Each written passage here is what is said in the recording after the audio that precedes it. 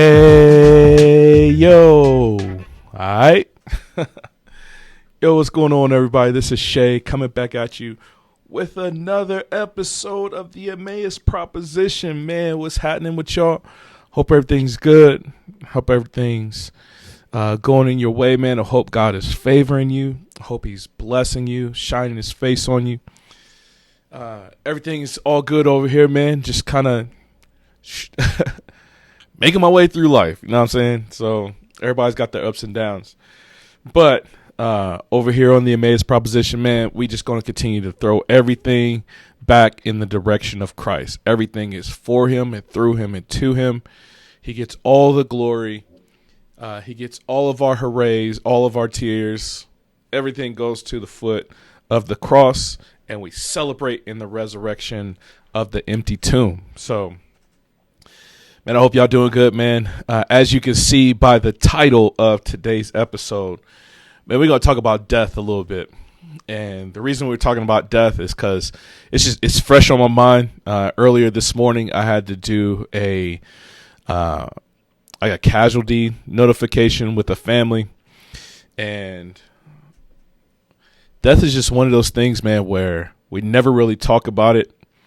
We never discuss it. I know there's a lot of folks that probably won't even listen to this episode because people don't like to talk about death, man. It's one of those things where we'd rather ignore it. We'd rather not think about it or see it, or people talk about it in normal conversations and they're like, oh, no, we ain't going to talk about that.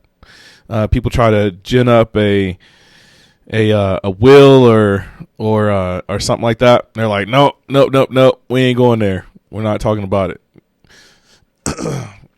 And I don't know what that is, man. I think there's a fear there. There's a fear of this life is all we know.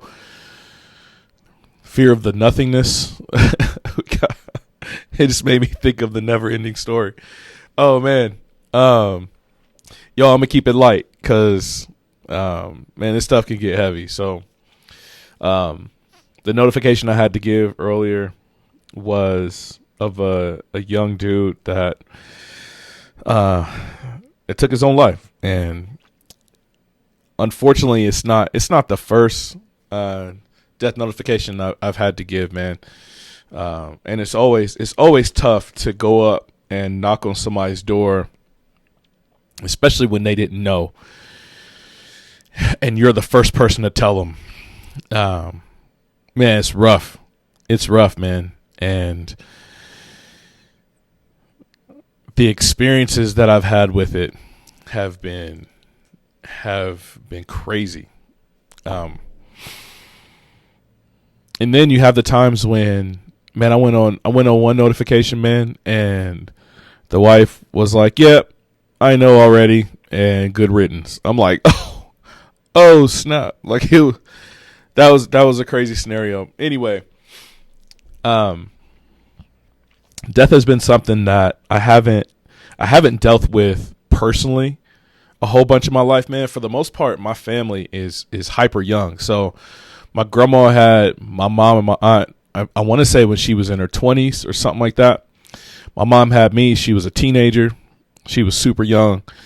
And so really the only the close, well, and then so on my dad's side as well, I don't think they were young, but my grandma and my grandpa, they had 7 kids, and all of them are still hanging in there. You know what I mean? So I haven't dealt with death a ton, but it's been something that, you know, in the job I'm in the profession I'm in, I deal with death quite often, man.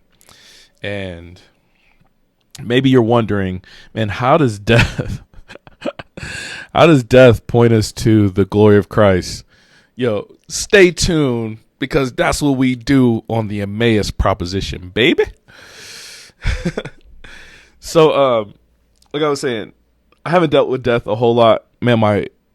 Right before my grandma died, and my grandma, man, she was, oh my goodness, she was probably the coolest lady that I think I'll ever have the privilege of knowing, man. Like there was nobody quite like her. And I'm not saying that because I'm biased. Of course I'm biased. It's my grandma. But she was cool too, man. Like to hear the stories of how she grew up, left the house at a super young age, joined the military, went in the military, married some bum. And, you know, I mean, thank God for the dude, because, you know, my mom and my aunt came out of it, but he didn't continue to stick around like a man should. And so, but she was boss, you know what I'm saying? Like she had her kids and pretty much raised them solo, and she had her siblings that she would have to take care of. She would rush up on people. Like if you got beef, she would be the person that would rush up on you. She used to be a prison guard, so she was like tough. She used to play like softball, and from what I understand about her stories, never liked running, so it was her aim to smash the ball as hard as she could. You know what I'm saying? She was a boss lady, and then later in life, she became a theological beast. You know what I'm saying? Like, just loved the Lord. Not only pushed theology on her family, but like took over the kids ministry at the church, man, and just raised a generation of kids throughout the church that knew God, that knew the scriptures, man. And whether or not, you know, we went on to love the Lord is a totally different conversation. But man, talk about a lady that dedicated her life, that went from being tough in the streets to tough in the Lord. Man, she was a boss. And so loved her, man. She had wisdom coming out of every pore of her body, man. And so just to sit and listen and be up under, man, it was a privilege that I hope I can pass on when my kids start to have kids. Like I want to be that type of grandpa, you know what I'm saying? So when she died, it was tough, man. It was tough because like I was losing such an important person in my life. But what really made it tough, right before my grandma died, I spent a tour back at the main mortuary for the military. So it's back in Dover Air Force Base. I spent 4 months there, and it was a constant rotation. It's pretty much any military service member that dies overseas, when they hit American soil for the first time, it's through Dover Air Force Base. So like it was right during a time when we were still at conflict in the country, around 2008 or so, somewhere in there. And we were seeing like body after body after body, man, and death was like death was my job for 4 months. As I was working there, it was not only the mortuary section of it, it was also there because I was there working as a member of the chapel staff. I was there to support the families that would come in to watch us take their service member off the plane. So if you can imagine it, man, it's a big, long runway, military runway, and there's all kind of planes, like military planes, C-17, C-5s out on the ramp, and it's usually they would come in at night, and so we'd have the family there. We take them out on a bus onto the flight line, man, and there's a C-17 that's parked right in front of us, and we're off to the side a little bit, and the family members are watching as we take a flag draped transfer case off of the plane into the hearse, right? And it's full military honors. There's so much going on. But the emotion, man, like these folks are like less than 24 hours from having been notified that their loved one had passed away.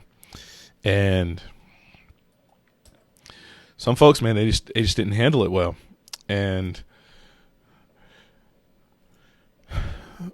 I had a couple instances where people, they took off running down the flight line. Because they were yelling at the pilots like, you can't leave. That's not my son that's in there. You must have him still on there. And so they take off down the runway. You can imagine that's a problem at a military base. Man, I had one dad. Oh my gosh, I had one dad that him and his son were like, they were best friends. And oh my Jesus, the dad is out on the runway and he's watching his son take off the plane. He knows it's him in there. We're telling him, yeah, that's because there's multiple transfer cases that people are taking off. So we've got like multiple families that we're having to manage, right?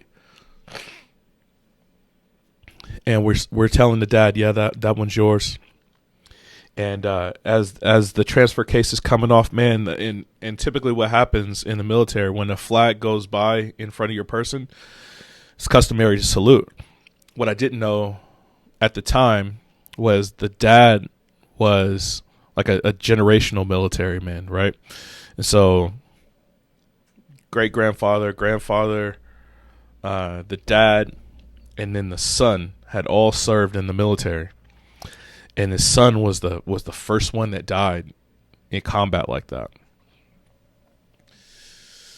And the dad was shook, man. He's sitting there on the flight line. His body is like trembling. He's got the shakes. And as the flag is going by, he renders a salute. And just out of nowhere, just belts out, "Hoo-ah, Jimmy!" And we asked some folks the next day who were on the other side of the flight line. They heard him all the way on the other side of the flight line. He just screamed it. And I remember thinking to myself, like, man, here's a dad that he loves his son. And over time, man, like the stories began to compound, right? Like there's another story about, like, there was this guy that committed suicide, and his girlfriend at the time, she was trying to break up with him over a phone call, and she listened as he shot himself. And over time, that kind of stuff gets to you, man.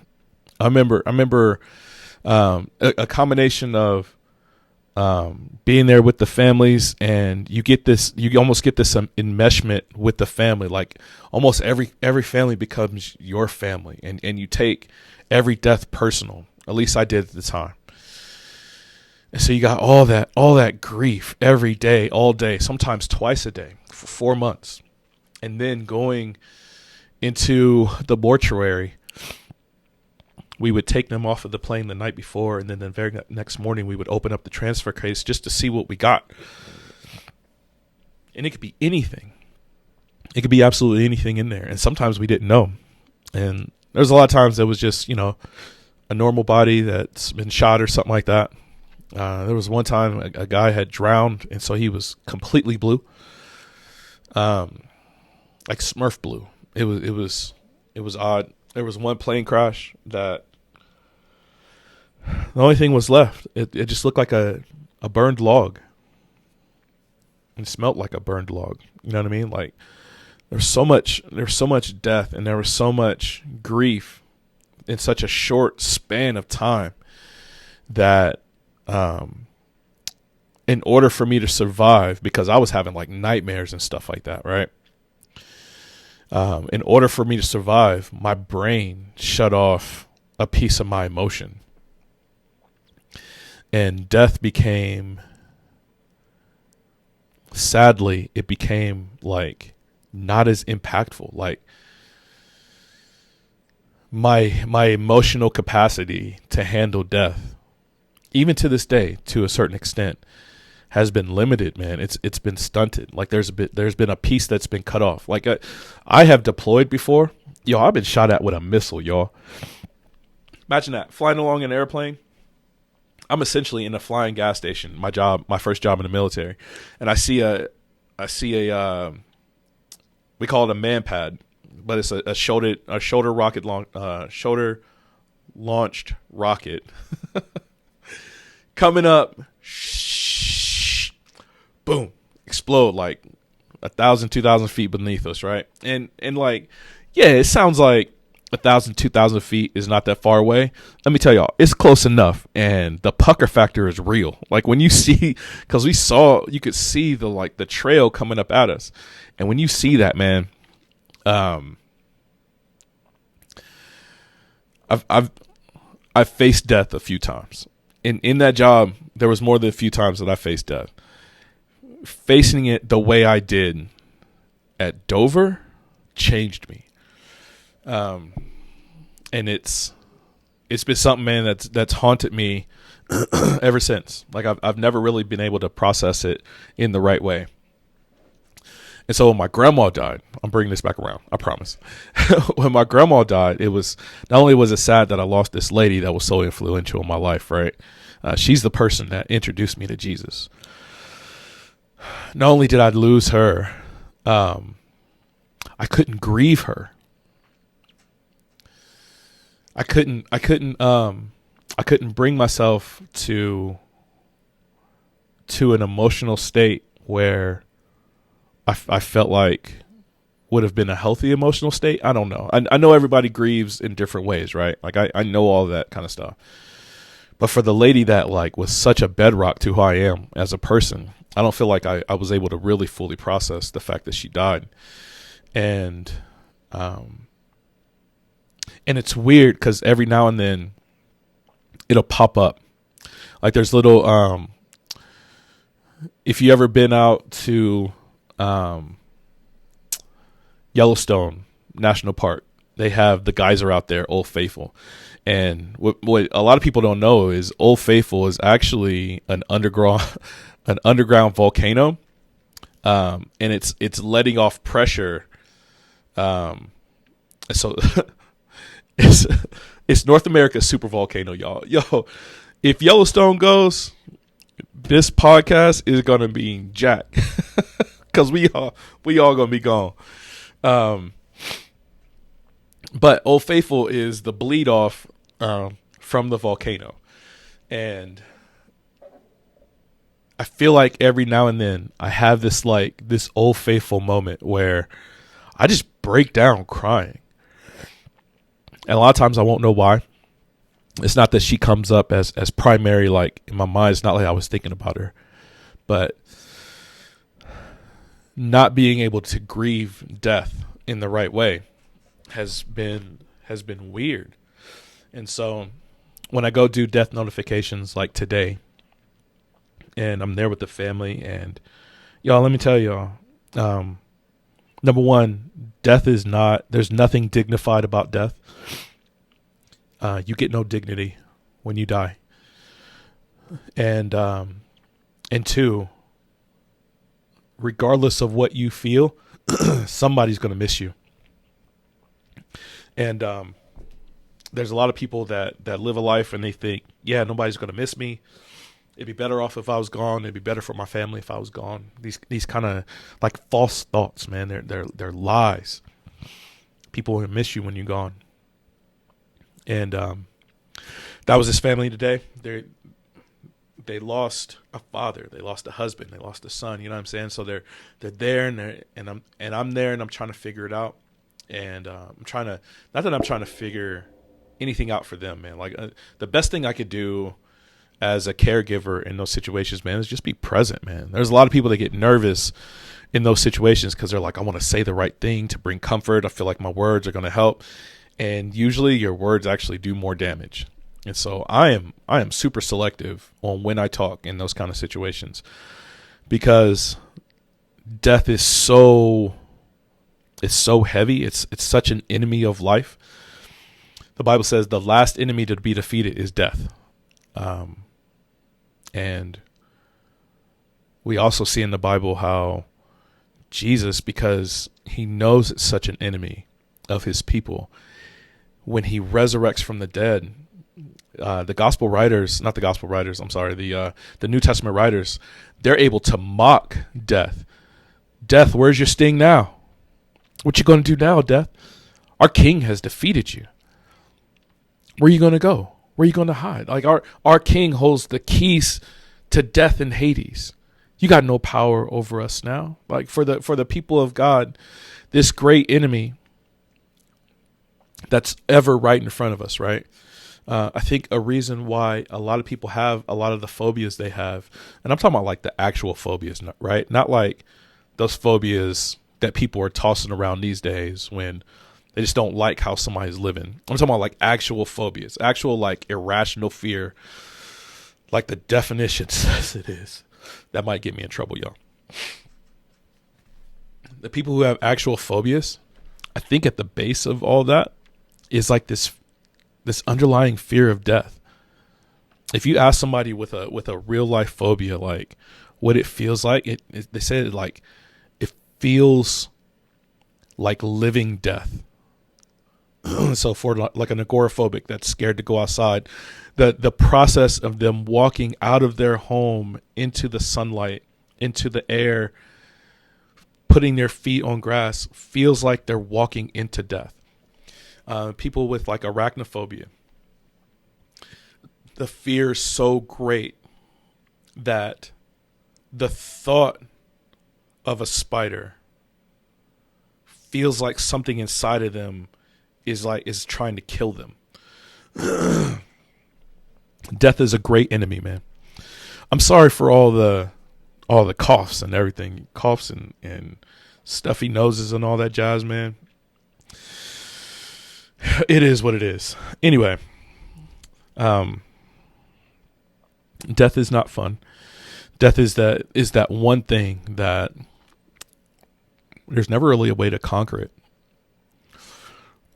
Death has a 99.9999% success rate.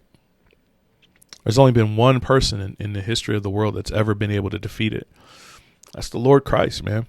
He's the only one that can say, like, was an actual person who walked the earth, who entered into death, and 3 days later rose from the grave. And I'm not talking about some like fairy tale story or some mythological tryst on whatever. Like there's other cultures that have like they wish people could rise again from the dead.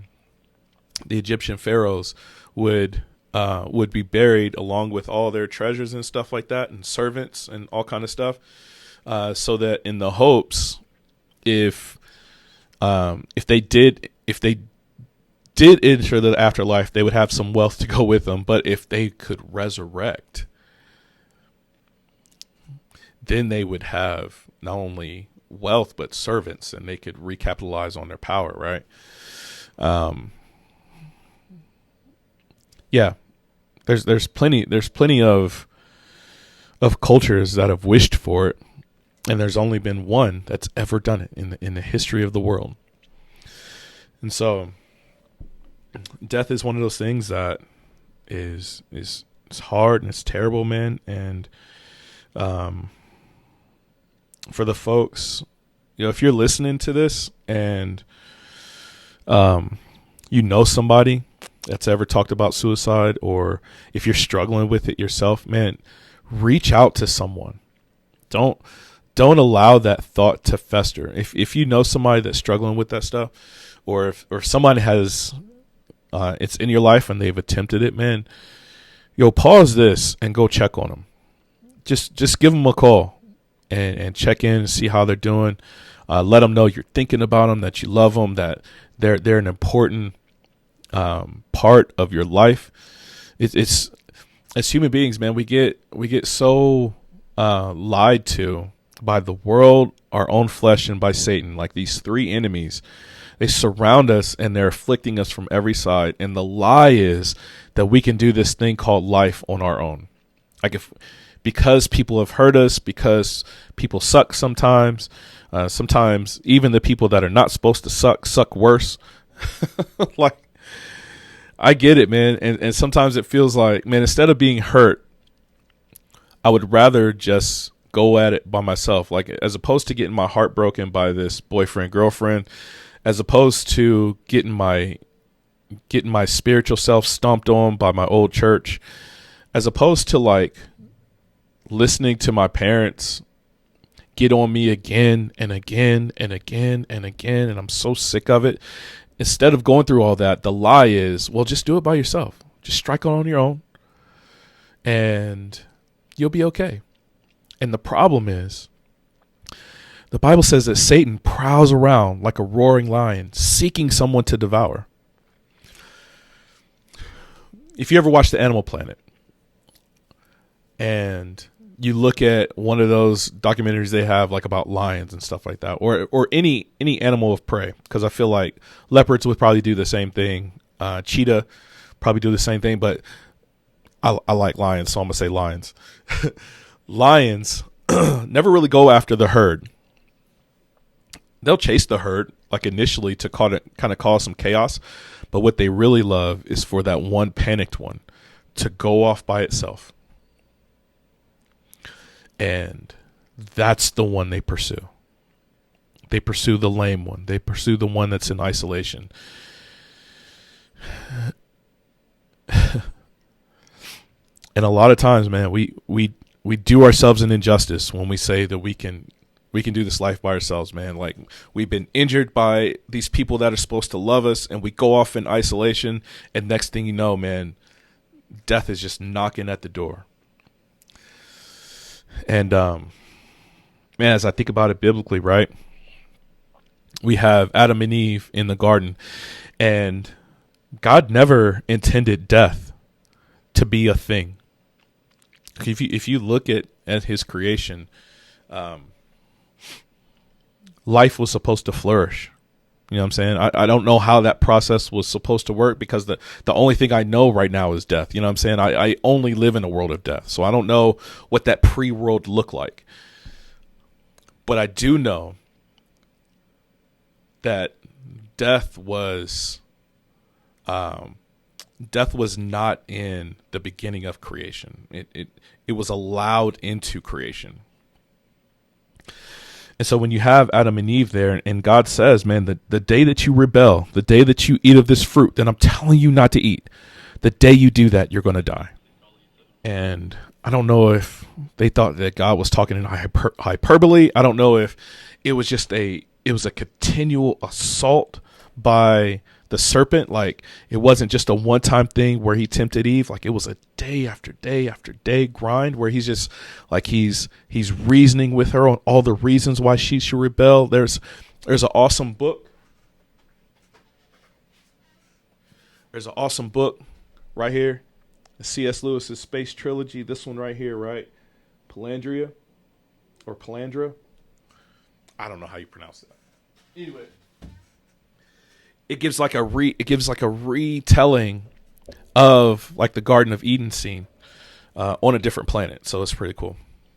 But in that book, it was like a continual day after day assault where this evil being is just like, he's coming after this Eve figure. He's like, it's more loving to have your own mind. It's more loving to rebel. That's actually a better expression of love, which is what kills me. This is a sidebar note, y'all. Like, the people that argue so hard for free will, from my perspective only, feels like the same argument that Satan would give. Why would we argue for something that Satan is arguing for? Anyway,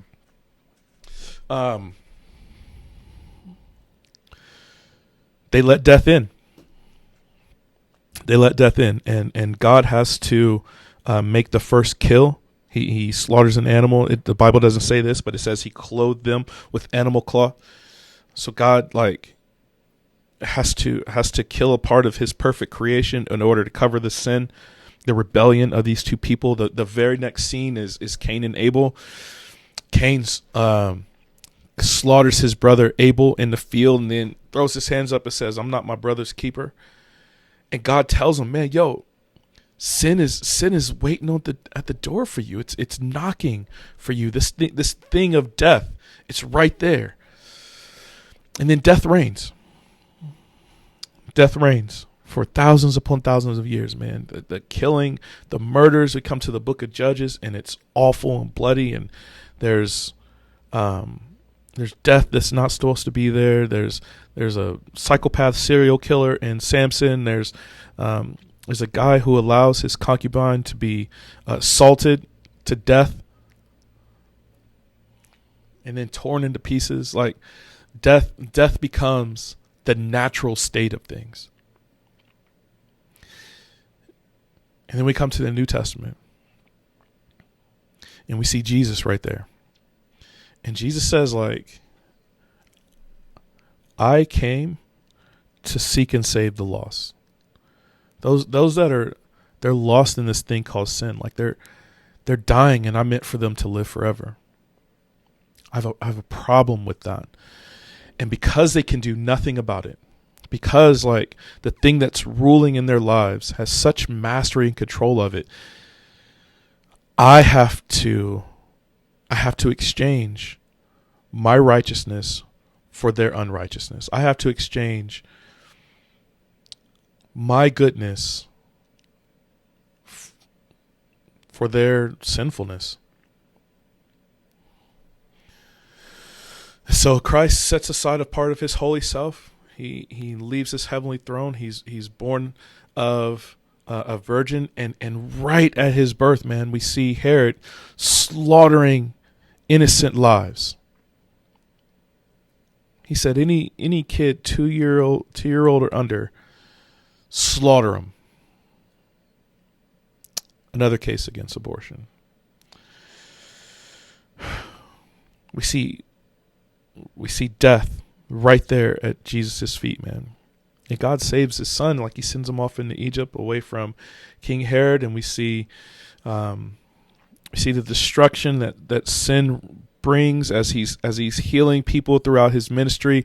And then we come to the cross, man, and we see him beaten and bruised and beard pulled out and thorns jammed into his head and spit on. And we see him die a gruesome death. Don't read over the execution scene of the cross too quickly. It's death in its most despicable.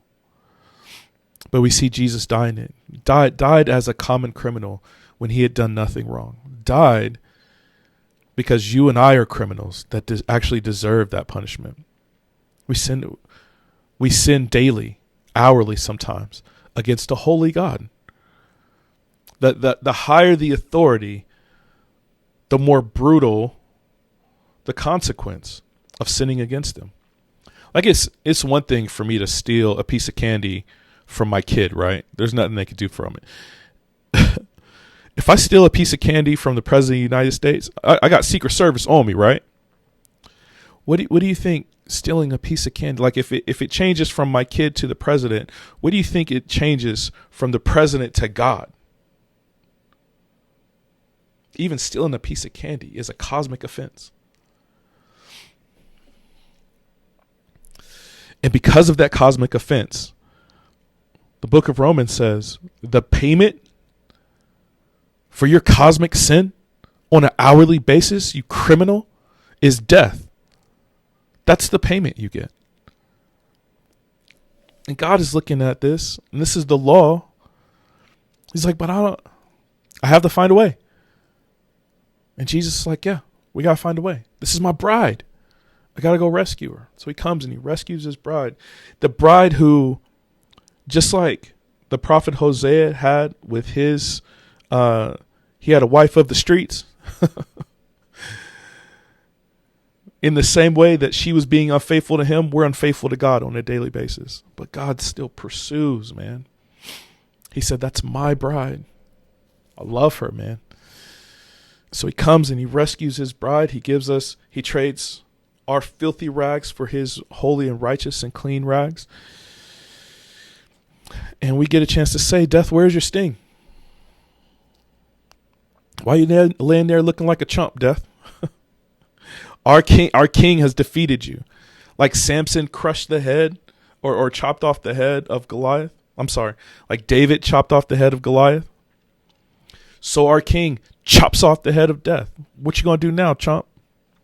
We get to live for eternity. Like death may kill the body, But the body has nothing to do with what God's going to do with us after this body has ceased to function the way it functions now. And death the whole time was the cause of that. Way back in Genesis, when God said, "In the day that you rebel, you'll surely die."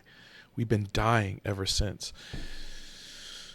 And a day like today, man, where it's so tough to lead a family through the death of a loved one. Not to mention if a loved one takes their own life, because then we have these stigmas that come into play, right? Because we play this game on the inside where we fail to recognize that all of us are tainted by sin.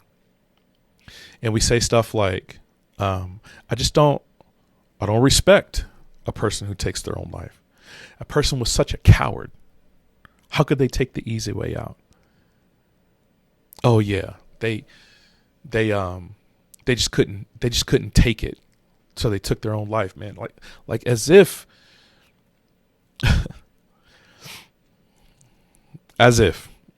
right?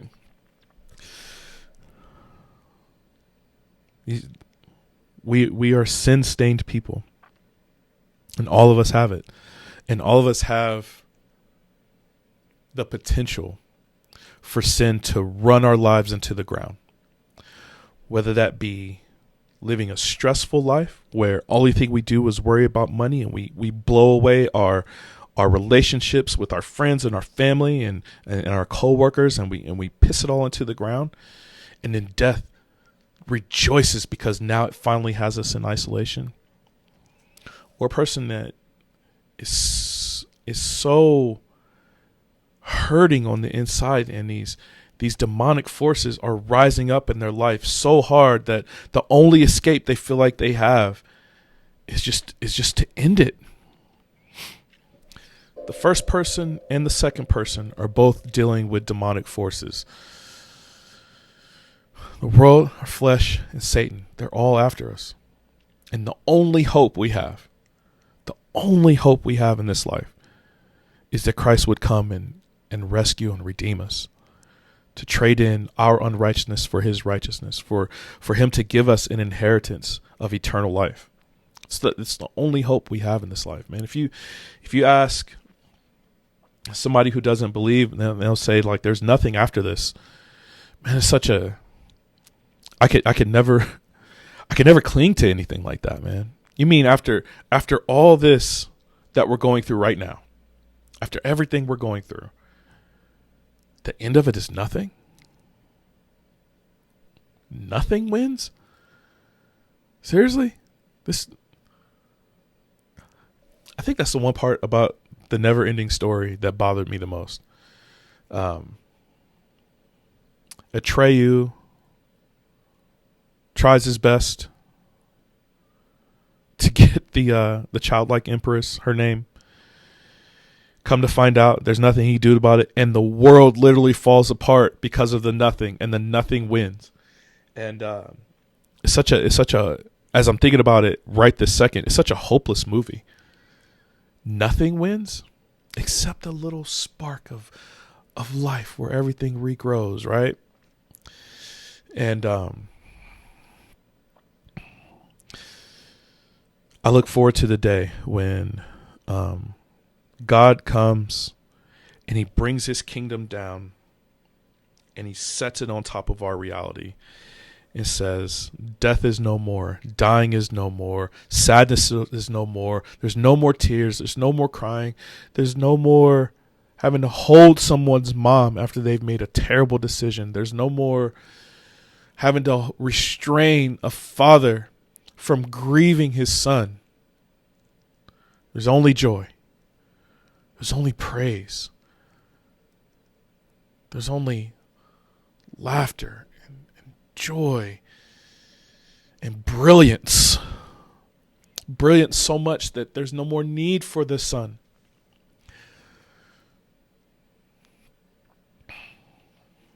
That's the day I look forward to, man. When death is no more. Oh, death, where's your sting? I look forward to that, man. I haven't gotten a tattoo in a long time, but I think I would get that one. Anyway, y'all have heard me ramble on for long enough. Man, reach out to somebody today. Tell them you're thinking about them. Check in on them. Do some kind of remembrance for the family members you've lost, or a coworker that you've lost. And pray, man. Pray that that people are not swallowed up by death, because there's this death, right? And this death is terrible and awful. And like I said, there's no dignity in it. You poop yourself after you die. People got to see your naked body and cut you open and take out your organs. And like, your family fights over all your possessions, and the kids are nasty to each other. And like, there's no dignity in it. All the stuff you hope doesn't happen when you die probably does.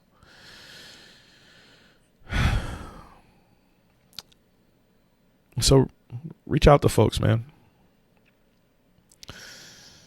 Trust in Christ, who holds the keys to death and Hades. He is master over them. He has conquered it. He's the only person who has. And he has said, for those who believe in me, I give you the right to become a child of God. Belief that Jesus is who he says he is, and he rose from the grave. It's belief, man. It's allowing the Holy Spirit of God to take your sin-ridden body and breathe new life into it, man. The only thing this body is destined for is death. And God said, I am offering you life, and not just life, but abundant, everlasting life. Man, choose it. Talk to somebody about it. Warn them. Death is not pretty, but life is beautiful, and eternal life. Ciao, please. Anyway, it's good to be with y'all, man. I'm glad y'all joining me on this journey down the road to Emmaus.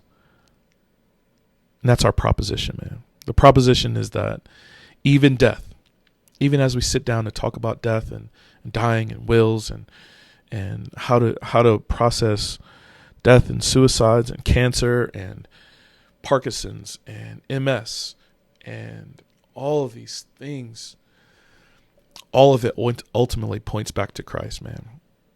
All of it ultimately points back to Christ.